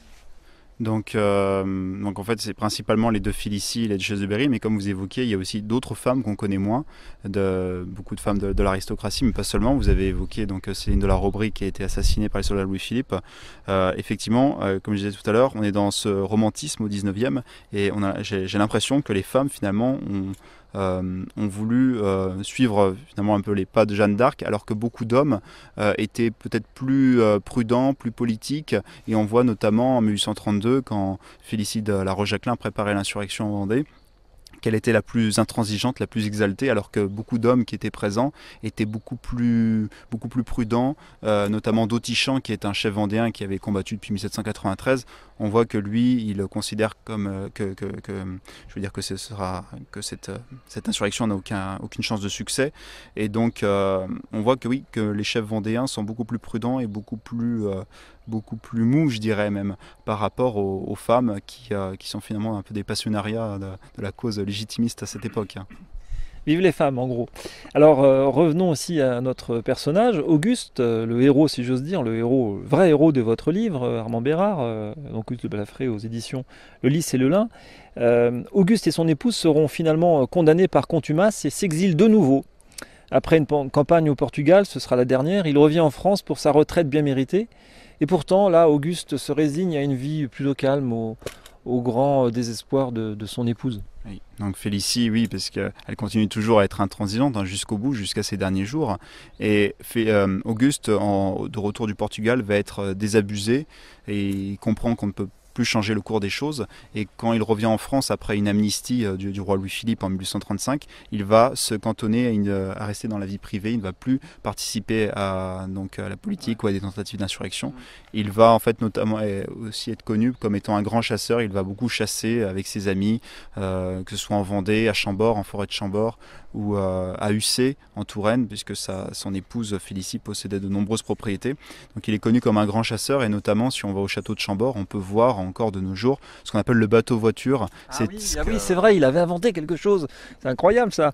Il a fabriqué lui-même un espèce de véhicule amphibie. Voilà, c'est ça, un véhicule amphibie, donc il fait à la fois voiture et à la fois donc bateau, pour poursuivre le gibier s'il venait à traverser un cours d'eau ou un lac. Oui, il y a une description de scène de chasse terrible dans votre livre, où on voit en fait un cerf qui n'en finit pas de mourir et finalement... Oui, Auguste était vraiment un grand chasseur, c'était finalement sa seule activité finalement après le retour en France. Si on prend le portfolio de votre livre avec les photos, il y a une photo, alors c'est surprenant parce que c'est un chef vendéen, mais il y a des photos.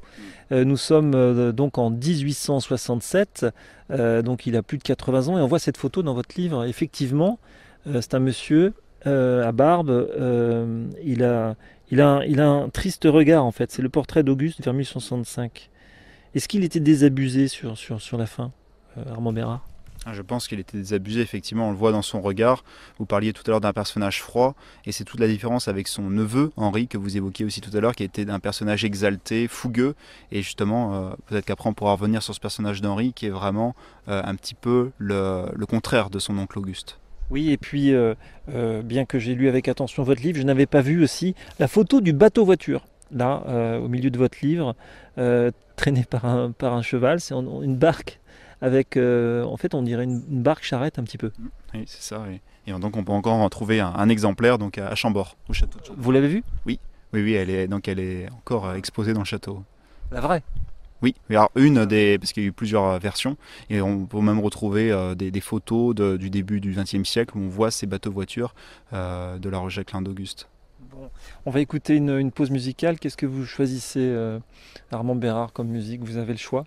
Bien, je vais choisir le Miserere d'Allegri.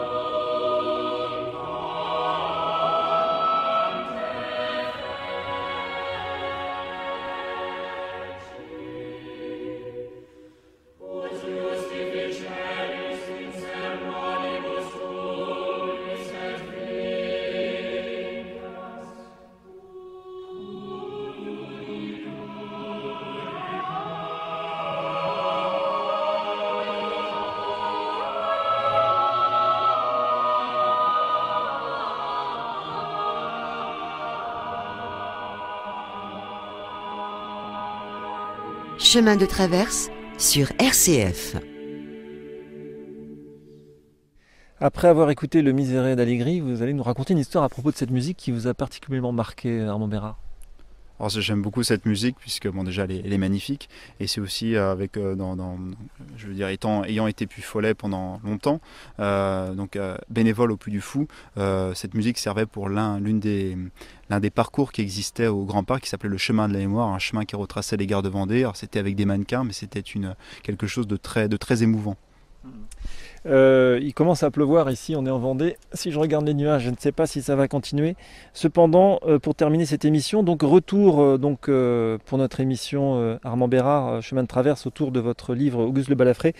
Notre vaillant homme donc retourne à la terre finalement. C'est la terre qui l'intéresse, car l'industrie l'intéresse pas beaucoup. Puis l'industrie, ça tue les âmes et le corps, comme on dit. Et pourtant, exploiter sa terre, ça peut encore servir la cause légitimiste. Expliquez-nous ceci. Oui, effectivement. On voit qu'à 1832, c'est vraiment une rupture. Les légitimistes ne vont plus chercher à renverser le pouvoir, parce qu'ils voient que c'est impossible, mais ils vont se replier sur leur terre. Alors, c'est pas forcément pour se replier dans leur château, mais c'est aussi pour, développer localement des solidarités, en fait, entre la noblesse et la paysannerie, ce qui existait déjà avec les guerres de Vendée, puisqu'il ne faut pas oublier que c'est la paysannerie qui est allée chercher les nobles, et ce qui montre vraiment ce lien qui existait entre les paysans et la noblesse, qui n'était pas du tout un lien de sujétion, mais c'était vraiment, ils vivaient la même vie. C'était pas du tout la noblesse de cour à Versailles, c'était vraiment la noblesse provinciale, la petite noblesse poitevine, qui partageait la même vie que ces paysans. Et au XIXe siècle, on a le prolongement de ces solidarités, et la famille La Rochajclin notamment était très aimée de ces paysans. Notamment Félicie, qui était, en plus d'être intransigeante, qui, envers la cause légitimiste, était très aimée des paysans, puisqu'elle animait des œuvres de bienfaisance. Elle a même ouvert une école de jeunes filles dans la maison du Rabot, que la famille, que Auguste habitait quand il venait en Vendée, puisque, donc, comme je disais, ils avaient pas mal de propriétés, donc ils bougeaient dans plusieurs endroits, notamment le château d'Ussé en Touraine, en Suisse, et ils avaient également une maison à Paris, et un hôtel à Paris. Et donc c'est pour ça que la famille La Rochajclin était très aimée localement. Alors pourquoi est-ce qu'on dit que la Révolution finalement c'est contre la noblesse et que la noblesse c'est tous des vendus, alors que finalement je crois qu'il me semble que la noblesse de cour c'est seulement 5% de la noblesse. Alors pourquoi est-ce qu'on a ce cliché dans tous les programmes de l'éducation nationale de la noblesse, ce sont en gros des méchants Alors vous savez bien que celui qui écrit l'histoire, c'est le vainqueur, et donc forcément il faut toujours montrer finalement comme s'il y avait une lutte des classes, alors que la lutte des classes n'existait pas au XVIIIe siècle. On présente toujours la Révolution comme étant le triomphe du peuple contre la noblesse. La réalité est bien différente. Il suffit de lire Marx, qui n'était pas le plus grand des contre-révolutionnaires, loin s'en faut, qui disait bien que c'est la bourgeoisie qui a triomphé avec la Révolution. Donc la bourgeoisie a utilisé le peuple, mais c'est bien la bourgeoisie qui a tiré profit de la Révolution, et notamment de manière économique avec la vente des biens nationaux. Vous savez que l'Église était très riche avant la Révolution, et l'État, qui cherchait désespérément de l'argent au moment de la Révolution, a saisi les biens du clergé, donc ce qu'on appelle les biens nationaux, qui ont été ensuite vendus et qui ont permis à la bourgeoisie vraiment de s'enrichir. Donc il y a aussi un facteur économique, aussi un socio-économique dans les guerres de Vendée qu'il ne faut pas oublier. Mais effectivement, la noblesse, alors après ça peut dépendre des régions et des provinces, mais en tout cas dans l'ouest de la France, la noblesse vivait la même vie que ses paysans, et sinon il n'y aurait jamais eu de guerre de Vendée. Il n'y aurait jamais eu de guerre de Vendée, puisque c'est la noblesse et la paysannerie qui s'est battue, et il faut absolument se défaire de la vision de Victor Hugo, qui est celle de paysans abrutis, manipulés par leurs prêtres et par la noblesse. Ce n'est pas du tout le cas, c'est vraiment une révolte populaire au départ, et qui ensuite va chercher la noblesse parce que les nobles, même s'ils vivaient en province, étaient tous des anciens officiers de l'armée royale, donc ils avaient l'expérience de la guerre, et donc c'est les paysans qui vont chercher les nobles et non pas l'inverse. Il y a eu un roman de Victor Hugo, en 1793 je crois. 93 de Victor Hugo, très beau roman, magnifiquement écrit, mais bon, qui est quand même assez loin de la réalité, donc, puisque Victor Hugo, lui, a un rapport particulier avec la Vendée, puisque sa famille était d'un côté, sa mère Sophie Trébuchet était royaliste, Et son père, le général Léopold Hugo, était un révolutionnaire, un général de la République, qui a d'ailleurs servi en Vendée. Et en fait, donc, Victor Hugo se présente comme étant l'incarnation de ces deux mondes, la Révolution et la Vendée. Et dans sa jeunesse, le Victor Hugo était royaliste, était un fervent légitimiste. Il avait écrit des poèmes en l'honneur du comte de Chambord, donc Henri V.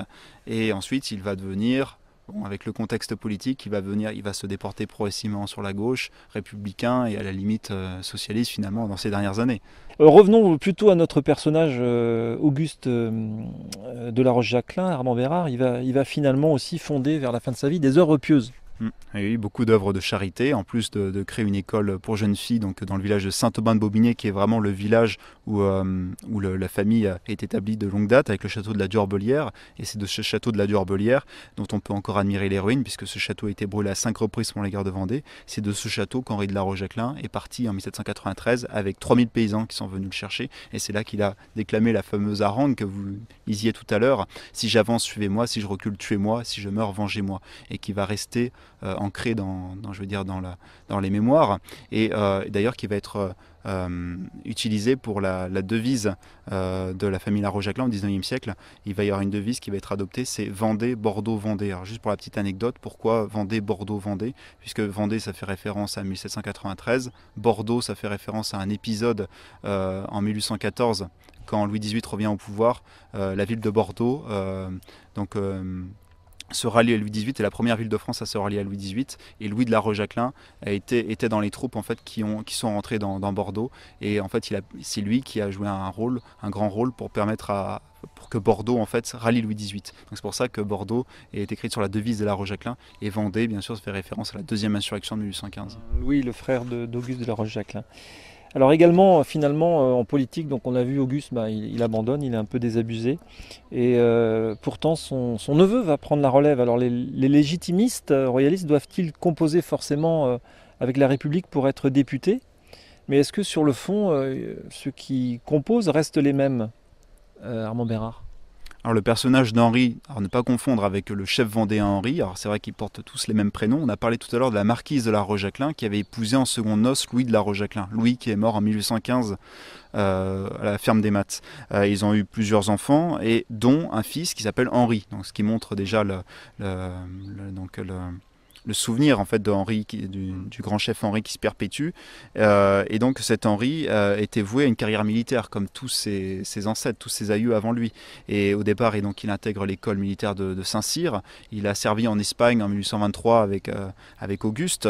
Il a servi également en tant que volontaire pour combattre dans l'armée russe contre les Turcs en 1828, donc juste avant les Trois Glorieuses. Et les Trois Glorieuses marquent vraiment une rupture. On parlait tout à l'heure de rupture chez les légitimistes avec 1832. Là, on a une rupture aussi chez Henri, puisqu'il refuse de servir Louis-Philippe, mais d'un autre côté, il refuse aussi de rejoindre la duchesse de Berry pour se battre en Vendée. On parlait aussi tout à l'heure du Portugal, où Auguste s'était battu. Il faut savoir qu'il s'est battu avec un frère d'Henri, de son neveu Henri, qui s'appelait Louis Lescure de la Roche-Jacquelin. Donc on voit là, c'était en hommage au chef vendéen Lescure, le premier époux de la marquise de la Roche-Jacquelin. Et ce jeune Louis Lescure va mourir sous les murs de Lisbonne. Donc c'est juste un exemple pour vous montrer que les deuils successifs de la famille la Roche-Jacquelin vont vraiment avoir un impact très grand chez Henri, et va le conforter dans l'idée qu'il faut restaurer la monarchie, mais autrement que par la guerre civile. C'est pour ça qu'il a refusé de servir la duchesse de Berry. Mais Félicie de la Roche-Jacquelin, très intransigeante, va toujours reprocher jusqu'au bout, jusqu'à ses derniers jours, à Henri d'être finalement un traître. Il sera député du Morbihan, non ? Oui, Henri est vraiment un personnage passionnant, puisqu'il incarne une nouvelle génération de légitimistes, et il va finalement là où l'ancienne génération de légitimistes se replie sur ses terres, mais bon, on l'a vu, il n'était pas complètement inactif, puisqu'ils entretenaient des liens de solidarité très forts avec la paysannerie. Henri, lui, c'est un homme de son temps, c'est un homme du 19e siècle, il est né en 1805, donc il n'a pas connu la Révolution française. Il incarne une nouvelle génération, et dans un premier temps, donc comme je disais, il quitte l'armée puisqu'il refuse de prêter serment à Louis-Philippe, et il va s'engager en tant qu'entrepreneur, puisqu'il va soutenir de ses fonds personnels l'entreprise d'un industriel nantais qui s'appelle Vincent Gache, qui est un constructeur de bateaux à vapeur qu'on appelle les inexplosibles de la Loire, qui permettait de faire la navigation de la Loire jusqu'à Nevers. Et donc Henri va se lancer dans cette entreprise avec cet industriel nantais qui va avoir un grand succès. Et c'est à la suite de cette vie d'entrepreneur qu'il va tenter de se présenter comme député. Alors c'est assez particulier à cette époque, puisqu'on parlait tout à l'heure du suffrage censitaire, c'est simplement l'élite fortunée qui peut voter, et aussi du fait qu'à cette époque, pour voter, il faut prêter serment au pouvoir en place. Donc c'est pour ça que beaucoup de royalistes refusent de participer aux élections, puisque voter, ça équivaut à reconnaître le pouvoir de Louis-Philippe. Donc c'est pour ça que la Vendée est un territoire qui refuse de participer aux opérations électorales.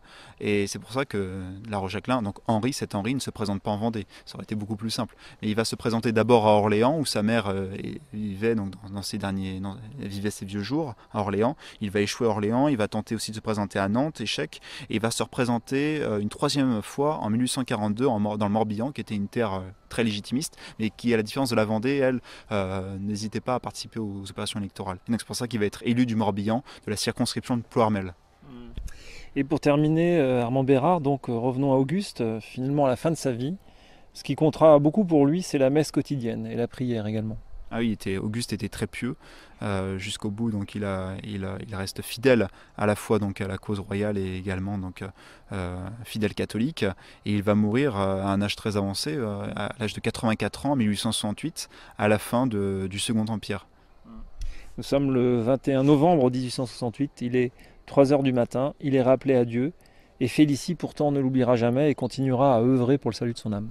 Alors Félicie, qui était beaucoup plus jeune par rapport à Auguste, va lui survivre. Elle va décéder en 1883.